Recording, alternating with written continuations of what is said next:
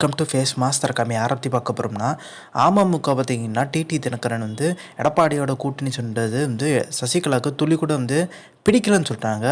So அந்த முக்குளத்தூர் வாக்கள் தென் மாவட்டங்கள் வாக்கள் பார்த்திங்கன்னா வாங்கணும்னா ஓபிஎஸ் சசிகலா டிடி தினகர் இவங்க 3 பேரில் பார்த்திங்கன்னா வந்தாலும் ஓகே. ஆனால் எடப்பாடி பழனிசாமிக்கு சிக்கலாயிரும். இந்த 3 பேர் வந்தாங்கன்னா கட்சிக்குள்ளே திருப்பியும் பிளவு கட்சியை கைப்பற்றதுக்கான முயற்சி பண்ணுவாங்க. யாராச்சும் ஒருத்தர் இருந்தாலும் நம்மளுக்கு சாதமாக முடியுன்ற ஒரு கணக்கு போட்டிருந்தாரு. எல்லாரும் ஓபிஎஸ் தான் போவார்ன்ற எதிர்பார்ப்பு இருந்துச்சு. ஆனால் டிடி தினகரன் போனது மிகப்பெரிய லெவலில் சசிகலா அதிருப்தி உருவாக்கியிருக்கு.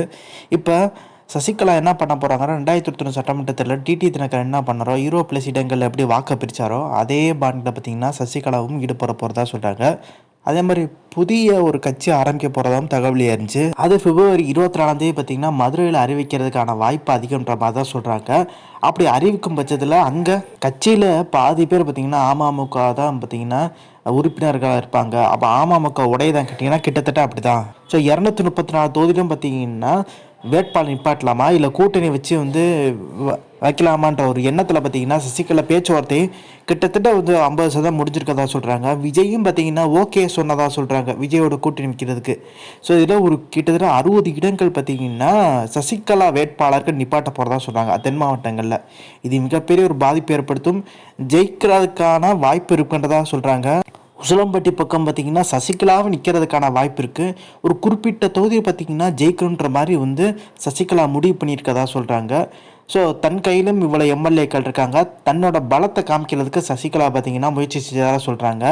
பார்த்திங்கன்னா எடப்பாடி பழனிசாமியோட இணையத்துக்கு சரி சுமூகமாக போகலாம்ன்ற எண்ணத்தில் இருக்கும்போது எடப்பாடி இணைக்கவே இல்லை. ஸோ டெல்லியில் சொல்லி இணைக்க சொன்னாங்க. டெல்லியும் பார்த்திங்கன்னா கைவிட்ட மாதிரி இருக்குது. இப்போ நம்மளே இறங்கிடலாம்னு சொல்லிட்டு சசிகலா இறங்கியிருக்காங்க.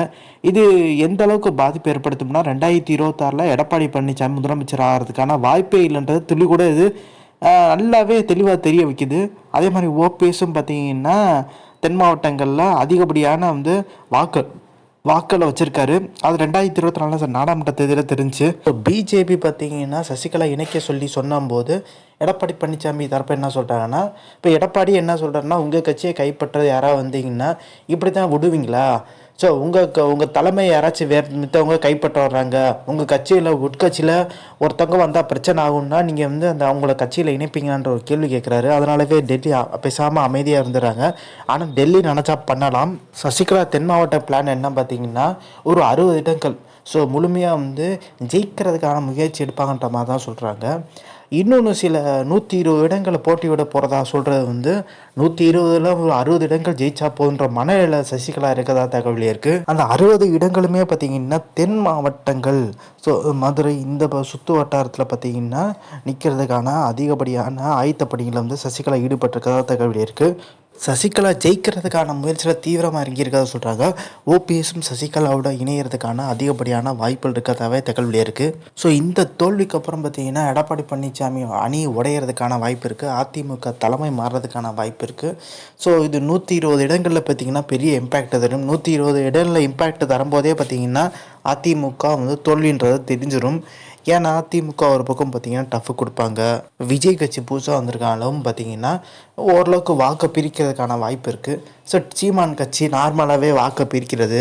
ஸோ இதெல்லாம் பார்த்திங்கன்னா எடப்பாடி பழனிசாமிக்கு குடைச்சல் கொடுத்து கிட்டத்தட்ட ஒரு தோல்வி நிலைக்கு பார்த்திங்கன்னா கொண்டு போகும்.